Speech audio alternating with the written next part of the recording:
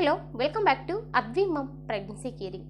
ఇవాళ వీడియో వచ్చేసి ఏంటంటే ఈ 2025వ సంవత్సరంలో మొదట కనిపించే గ్రహణం అనేది ఈ మార్చి నెలలో ఉంది.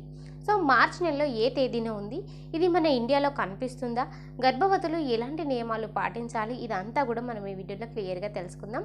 ఇప్పుడు ఇలా వెళ్ళిపోయే ముందుగా మన ఛానల్ని అయితే సబ్స్క్రైబ్ అయితే చేసుకోండి, పక్కనే ఉన్న బెల్ ఐకాన్ అయితే క్లిక్ చేయండి. నేను పెట్టే ప్రతి వీడియో కూడా మీకు ముందుగా నోటిఫికేషన్ రూపంలో రావడం అయితే జరుగుతుంది.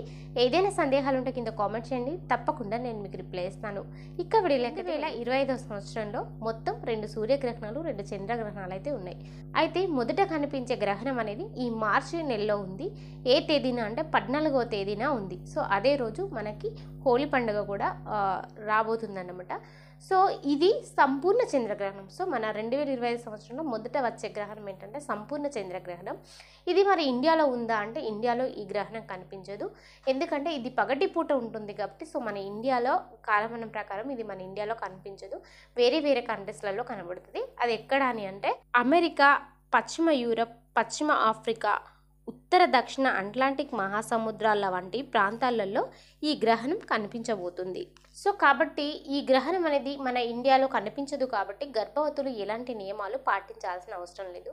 సో కొందరు అడుగుతూ ఉంటారు, సిస్టర్స్ అక్క పాటించవచ్చా, సో వేరే కంట్రీస్లో ఉన్నా కూడా కొన్ని నియమాలు పాటించాలని చెప్తూ ఉన్నారు, అది నిజమేనా అంటే సో అస్సలు కాదు, మీరేం కంగారు పడాల్సిన అవసరం లేదు. ఇది మన ఇండియాలో కనిపించదు. సో అంటే ఆ గ్రహణం టైమింగ్, ఆ గ్రహణం పట్టే టైమింగ్ అనేది మన ఇండియాకి అది దాటిపోతుంది, వేరే కంట్రీస్లో కనబడుతుంది కాబట్టి సో అక్కడ అది వర్తిస్తుంది కానీ సో మన సైడ్ ఏం వర్తించదు. మీరు ఏం కంగారు పడాల్సిన అవసరం లేదు.